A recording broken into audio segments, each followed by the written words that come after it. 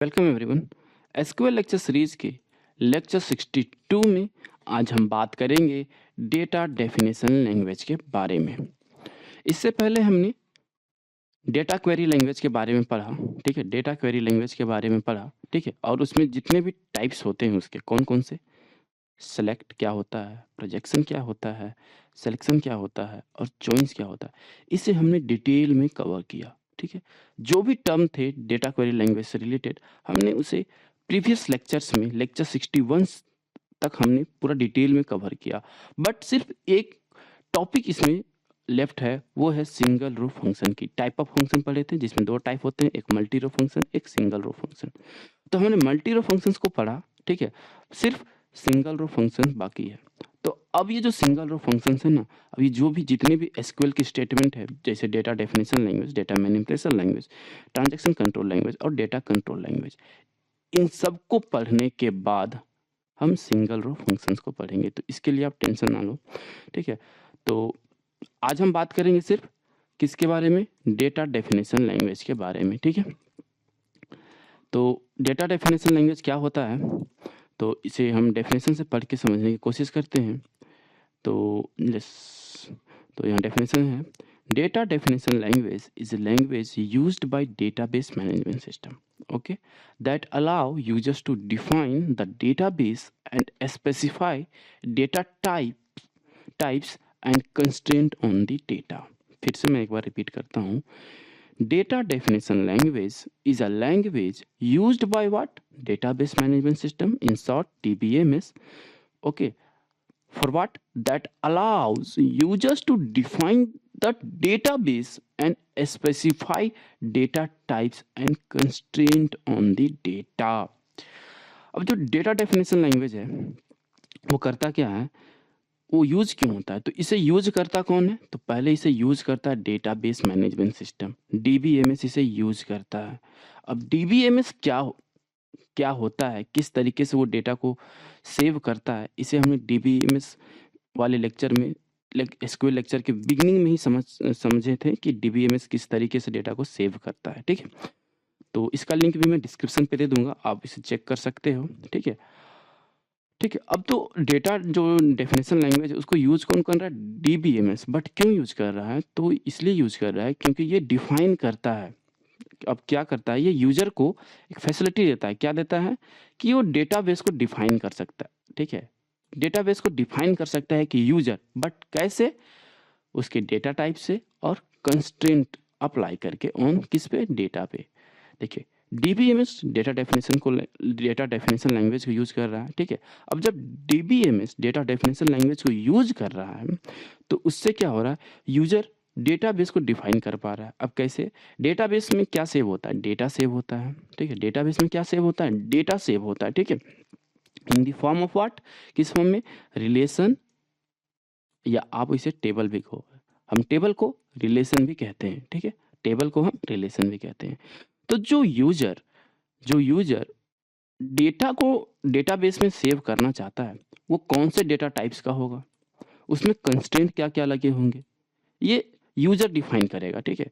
तो इसीलिए data definition language को डीबीएमएस यूज करता है, ताकि अगर यूजर जो डेटा सेव करना चाह रहा है वो किस तरीके का डेटा होगा, मतलब उसका टाइप क्या होगा, ठीक है। उसमें कंस्ट्रेंट क्या क्या लगे होंगे, कंस्ट्रेंट मतलब इन कंडीशंस क्या क्या होंगे, अगर डेटा सेव हो रहा है डेटाबेस में तो उसमें क्या क्या कंडीशन होंगे, ठीक है। Data types means type of data, किस तरीके का डेटा होगा। कंस्ट्रेंट मतलब कहने का कंडीशन, मतलब जो डेटा सेव होगा उस डेटा में क्या कंडीशन होगा, उस डेटा में क्या कंडीशन होगा सेव होने से पहले। थोड़ा कंफ्यूजन लग रहा होगा, चलिए मैं इसको आपको टेबल के फॉर्म में दिखाता हूँ, ठीक है। तो ये हमारा एम्प्लॉय टेबल है जिस पे अभी तक हम काम कर रहे हैं, ये हमारा एम्प्लॉय टेबल है, ठीक है। तो लेट्स सपोज ये क्या है, ये तो हमारा एम्प्लॉय टेबल है, हम जान गए, ठीक है। बट ये होगा कहाँ, ये रहता है डेटाबेस में, ठीक है। ये होगा कहाँ पे, डेटाबेस में, ठीक है। लेट्स सपोज ये हमारा डेटाबेस है डीबी, ठीक है। ये हमारा डेटाबेस है, यहाँ पे मैं ई नाम दे रहा हूँ एम्प्लॉय टेबल को, ठीक है। अब इस डेटाबेस में हमारा कौन सा टेबल है, एम्प्लॉय टेबल, ठीक है।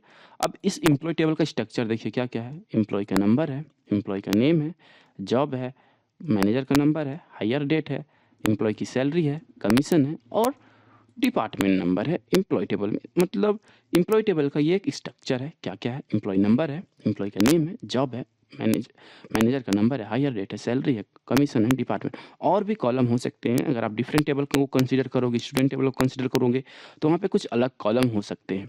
मतलब जिस तरीके का टेबल होगा उसमें कॉलम्स डिफर करेंगे, ठीक है। तो फिलहाल ये एम्प्लॉय टेबल है। तो ये जो एम्प्लॉय टेबल में जो इसका स्ट्रक्चर है, ठीक है, और इसमें जो कॉलम्स में जो डेटा है, ठीक है, तो इन डेटा का को अपना तो कोई टाइप होगा ना, ठीक है। जैसे देखिए एम्प्लॉय नंबर को ही आप देखो, ठीक है। हमें पता है एम्प्लॉय नंबर में जो एम्प्लॉय टेबल में जो एम्प्लॉय नंबर है वो क्या है? वो प्राइमरी की है। वो क्या है? प्राइमरी की है, ठीक है। अब प्राइमरी की कहने का मतलब क्या हो गया? वो कंस्ट्रेंट हो गया, मतलब वो कंडीशन है। अब अगर कोई प्राइमरी की अगर कंस्ट्रेंट है, ठीक है, तो क्या होगा? जो भी यहाँ पे डेटा होगा, मतलब अगर एम्प्लॉय नंबर मेरा प्राइमरी की है, वो यूनिक होगा, कोई रिपीटेड नहीं होगा, ठीक है, अगर प्राइमरी की है तो, ठीक है। दूसरा, यहाँ पे आपको एम्प्लॉय नंबर किस फॉर्म में है? नंबर के फॉर्म में है। खुद देखो, नंबर के फॉर्म में है। तो इसका जो डेटा टाइप है वो किस टाइप का है? नंबर डेटा टाइप का है, ठीक है। जो डेटा टाइप है इसमें वो किस टाइप का है? वो नंबर डेटा टाइप का है। तो डेटा टाइप क्या है उसका? डेटा टाइप जो है वो नंबर है, ठीक है। और जो कंस्टेंट है वो प्राइमरी की है। प्राइमरी की कंस्टेंट होने के लिए क्या क्या चाहिए? यूनिक होना चाहिए और नॉट नल होना चाहिए, ठीक है। तब जाके कोई हमारा प्राइमरी की होता है। तो अगर नंबर है तो ये डेटा टाइप हो गया, और प्राइमरी की है तो वो कंस्ट्रेंट होगा, कंडीशन होगा। सिमिलरली एम्प्लॉय नेम में भी यहाँ पे मे भी नेम रिपीट कर सकते हैं, कंडीशन। तो हमें हमें पता है कि डेटा टाइप तो मैंडेटरी होती है, ठीक है, बट जो कंस्ट्रेंट यानी जो कंडीशंस होते हैं वो क्या होते हैं? वो ऑप्शनल होते हैं। हो भी मतलब वो कंस्ट्रेंट हो भी सकते हैं किसी टेबल में और नहीं भी, बट डेटा टाइप का रहना मैंडेटरी है। ये बात को आप गांठ बांध दो। ये पूछा जा सकता है कि टेबल में मैंडेटरी क्या क्या होता है? डेटा टाइप होता है या कंस्ट्रेंट होता है? तो आप बेझिझक बोलो कि डेटा टाइप किसी भी टेबल के लिए मैंडेटरी होता है, जबकि कंस्ट्रेंट ऑप्शनल होता है, ठीक है। तो आप एम्प्लॉय नंबर में देखो, ये कैरेक्टर में दिख रहा है, तो मे भी इसका डेटा टाइप कैरेक्टर हो सकता है, या var2 हो सकता है, या लार्ज ऑब्जेक्ट में भी हो सकता है, ठीक है। और मे भी यहाँ पे कोई कंस्ट्रेंट लगे होंगे, ठीक है। सिमिलरली जॉब का भी वही var2 होगा डेटा टाइप, या कैर डेटा टाइप होगा, इसमें भी कंस्टेंट हो भी सकते हैं। देखिए मैं अब mgr को देखिए, ठीक है, इसमें डेटा टाइप नंबर है, ठीक है, बट यहाँ पे प्राइमरी की का कोई नहीं है, या प्राइमरी की तो हो नहीं सकता क्योंकि एक टेबल में एक ही प्राइमरी की होगा। दूसरा, यहाँ पे यूनिक कंस्टेंट भी नहीं लगा हो, क्यों? क्योंकि कुछ कुछ जो यहाँ पे mgr की वैल्यू है वो रिपीट करे, जैसे 7698 7698, और यहाँ पे नॉट नल भी नहीं है क्योंकि यहाँ पे एक वैल्यू नल है, ठीक है। सिमिलरली हायर डेट में भी डेटा टाइप क्या है? उसका डेट डेटा टाइप है, सैलरी में नंबर डेटा टाइप है, कमीशन में भी नंबर डेटा टाइप है, और डिपार्टमेंट नंबर में भी नंबर डेटा टाइप है। मतलब हर एक कॉलम में क्या है? डेटा टाइप तो है, या तो वैरकर है, या तो डेट है, या तो नंबर है, ठीक है। लेकिन जो कंस्ट्रेंट है वो क्या हो रहे हैं? वो डिपेंड कर रहे हैं, किसी में है किसी में नहीं भी है, ठीक है। तो ये जो यहाँ पे डेटा टाइप जो लगे हुए हैं, ठीक है, जो कंस्ट्रेंट लगे हुए, वो उसको कौन डिफाइन करता है? उसको यूजर डिफाइन करता है कि हाँ, एम्प्लॉय नंबर में सिर्फ नंबर ही आएंगे, ना कि कैरेक्टर आएंगे। एम्प्लॉय नेम में वैर कैर कैर आएंगे, ना कि नंबर आएगा। तो इसको डिफाइन कौन करता है? इसको यूजर डिफाइन कर रहा है। इसीलिए यहाँ पे हमने देखा था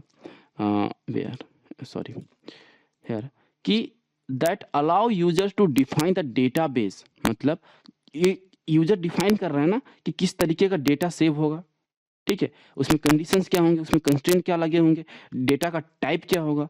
जब इस तरीके कंडीशन हम लगा देंगे डेटा पे, डेटा टाइप्स डिफाइन कर देंगे, तो डेटाबेस जो डेटाबेस में सेव होगा उसमें एक तरह के वैल्यू होंगे, ठीक है। उसमें कुछ भी जो भी डेटा टाइप होंगे उसके अलावा कोई दूसरा डेटा टाइप का मतलब जो भी डेटा टाइप हम लगाए होंगे किसी कॉलम में, फिर दूसरा कोई डेटा टाइप का वैल्यू उसमें नहीं जाएगा, ठीक है। तो ये थी डेटा डेफिनेशन लैंग्वेज के बारे में कुछ जानकारी। अब इसमें कुछ इंपॉर्टेंट पॉइंट्स है कि in DDL commit would not be used, ठीक है। जो डीडीएल है मतलब डेटा डेफिनेशन में हम कमिट एक स्टेटमेंट है, ठीक है, जो कमिट है उसे हम यूज नहीं करते हैं। क्यों यूज नहीं करते हैं? क्योंकि यहाँ बाय डिफॉल्ट जब भी हम डेटा डेफिनेशन लैंग्वेज जो भी कमांड है या स्टेटमेंट्स है उसको यूज करते हैं, ठीक है, और एग्जीक्यूट करते हैं तो बाय डिफ़ॉल्ट वहाँ पे ऑटो कमिट होता है, ठीक है? ठीक है, और हमें पता है कि ये टेबल से रिलेटेड होता है, ठीक है? अब कुछ टाइप्स हैं, मतलब डेटा डेफिनेशन लैंग्वेज के कौन-कौन से हैं? क्रिएट है, क्रिएट के थ्रू हम टेबल को क्रिएट करते हैं, व्यू को क्रिएट करते हैं, फंक्शंस को क्रिएट करते हैं, ठीक है? तो क्रिएट के थ्रू हम टेबल को क्रिएट करेंगे, फंक्शंस व्यू को क्रिएट करेंगे, तो क्रिएट करने के टाइम में ही हम बता देते हैं कि उसमें क्या डेटा टाइप लगेगा, टेबल में कौन-सा कंस्ट्रेंट होगा, ठीक है? अब मे बी देखिए जस्ट अ सेकंड, क्या-क्या हमारे पास टाइप्स हैं? क्रिएट है, रीनेम है, अल्टर है, ट्रंकेट है और ड्रॉप है, ठीक है? Let's suppose consider this table, ठीक है? अब यहाँ पे आपको देखिए ये एम्प्लॉयी टेबल में, ठीक है? हमने क्रिएट किया, ठीक है? अभी जब हम आगे इसके नेक्स्ट लेक्चर में हम क्रिएट कमांड को देखेंगे। जब हम टेबल को क्रिएट करेंगे ना, तो जब उसमें हम कॉलम्स का नाम देंगे या एट्रिब्यूट्स का नाम एट्रिब्यूट्स लिखेंगे, तो उसके साथ ही हम क्या करते हैं, कंस्ट्रेंट और डेटा टाइप भी डिफाइन कर देते हैं कि हाँ, अगर एम्प्लॉयी नंबर का अगर एट्रिब्यूट है, तो उसके साथ कौन-सा डेटा टाइप लगेगा, तो नंबर डेटा टाइप लगेगा, ठीक है? और उसमें नॉट नल कंस्ट्रेंट होगा और यूनिक की कंस्ट्रेंट होगा, ठीक है? तो जब हम टेबल क्रिएट करते हैं तो उस टाइम हम क्रिएट कमांड जब हम लिखते हैं तो उसके बाद जो एट्रिब्यूट्स लिखते हैं टेबल नेम के बाद, ठीक है? तब हम उस डेटा टाइप और कंस्ट्रेंट को डिफाइन करते हैं। जब क्रिएट से क्या होगा, टेबल मेरा क्रिएट होता है, ठीक है? और टेबल क्रिएशन के टाइम ही हमें क्या बताना पड़ता है कि उसमें डेटा टाइप क्या होंगे और लेट्स सपोज कंस्ट्रेंट क्या होगा, सॉरी, डेटा टाइप क्या होगा और कंस्ट्रेंट क्या होगा। जब टेबल क्रिएट हो जाता है तो दूसरा क्या था, दूसरा था रीनेम, ठीक है? लेट्स सपोज अब यहाँ पे आप फोकस करो, जस्ट अ सेकंड, सॉरी, यहाँ पे लेट्स सपोज मेरा टेबल क्रिएट हो गया, ठीक है? टेबल क्रिएट हो गया, अब हम किसी और कोई लेट्स सपोज एम्प्लॉयी नंबर की जगह हम ईएमपी ही लिख दिए हैं डायरेक्ट, ठीक है? हम इसको फिर एम्प्लॉयी नंबर लिखना चाहते हैं, तो उसके लिए हम रीनेम कमांड को यूज़ करते हैं, ठीक है? जो कोई भी एट्रिब्यूट्स जो भी टेबल में है, ठीक है? जो भी एट्रिब्यूट्स टेबल में है उसको हम रीनेम कर सकते हैं, ठीक है? अल्टर कमांड से क्या होगा? अल्टर कमांड से होगा कि जो डेटा टाइप हम किसी एट्रिब्यूट में सेट कर दिए, जैसे एम्प्लॉयी नंबर में कोई डेटा टाइप हम सेट कर दिए, ठीक है? Let's suppose just a second, let's suppose हम एम्प्लॉयी नंबर में एक डेटा टाइप सेट कर दिए नंबर, बट हम उसे चेंज करना चाहते हैं वैरचर में, तो किसके थ्रू करेंगे? अल्टर के थ्रू। अल्टर बहुत से काम करता है, उसको हम जब लेक्चर देखेंगे तो उसको भी देखेंगे कि अल्टर और क्या-क्या डिफरेंट टास्क परफॉर्म करता है, ठीक है? अभी एक लेक्चर में ये सब पूरा कमांड को बता पाना मुश्किल है। एक-एक लेक्चर में डिफरेंट लेक्चर में हम एक-एक कमांड को देखेंगे, ठीक है? ट्रंकेट का अपना काम है, ड्रॉप का अपना काम है, ये टेबल को पूरा ड्रॉप कर देता है, डिलीट कर देता है, ठीक है? नाउ डिलीट करने का मतलब वो डेटाबेस से ही पूरा टेबल को हटा देगा। तो ये था डेटा डेफिनेशन लैंग्वेज के बारे में थोड़ी-सी जानकारी। होप कि आपको ये लेक्चर पसंद आया होगा। अगर लेक्चर पसंद आया तो इसे आप लाइक कर दें और चैनल पे नए होंगे तो इसे सब्सक्राइब कर देना। इन बिटवीन लेक्चर में कोई डाउट रह जाती है तो नीचे इंस्टा आईडी आ रहा है, मुझे वहाँ जाके फॉलो कर सकते हो और कमेंट में अपने डाउट्स पूछ सकते हो। लेक्चर से रिलेटेड कोई नोट्स चाहिए तो आप मुझे मेरे इंस्टा पे मैसेज कर सकते हो। मैं बता दूँगा कि आपको नोट्स किस तरीके से मिलेंगे। अगर कोई और टॉपिक पे एसक्यूएल से ही, सिर्फ़ एसक्यूएल से ही यहाँ पे अगर आपको वीडियो चाहिए तो आप मुझे कमेंट करके बता सकते हो। मैं अभी एक सिलेबस को फ़ॉलो कर रहा हूँ, उसी सिलेबस के बेसिस पे मैं डेटा डेफिनेशन लैंग्वेज मतलब जो भी एसक्यूएल है उसको प्रिपेयर कर रहा हूँ और स्टेप बाय स्टेप चल रहा हूँ, ठीक है? ताकि आपको प्रॉब्लम ना हो। इसलिए मैंने बोला पहले सबको पढ़ाया डेटा क्वेरी लैंग्वेज में, बट सिंगल रो फंक्शंस को छोड़ दिया क्योंकि अभी उसको मैं लास्ट में बताऊँगा तो आपको ईज़ी वे में वो समझ में आएगा, ठीक है? मैं स्टेप बाय स्टेप चल रहा हूँ तो होप मे बी अगर आप मुझे शुरू से फॉलो नहीं कर रहे होगे तो आप मे बी थोड़ा आपको मेरा लेक्चर थोड़ा डिफरेंट लगा होगा। तो मैं रिक्वेस्ट करूँगा कि आप मेरे लेक्चर को शुरू से फॉलो करें क्योंकि यहाँ स्टेप बाय स्टेप हम चल रहे हैं। कोई भी चीज़ न्यू इंट्रोड्यूस नहीं हो रही इन बिटवीन लेक्चर में, ठीक है? जब जहाँ नीड हो रहा है हम वहाँ उस चीज़ को इंट्रोड्यूस कर रहे हैं। अगर लेक्चर पसंद आ रही हो तो इसे अपने दोस्तों के साथ भी शेयर कर दें, ठीक है? फिर मिलते हैं नेक्स्ट लेक्चर में, तब तक अपना ख्याल रखें और वीडियो को ज़्यादा से ज़्यादा शेयर करें। तब तक के लिए टेक केयर एंड बाय।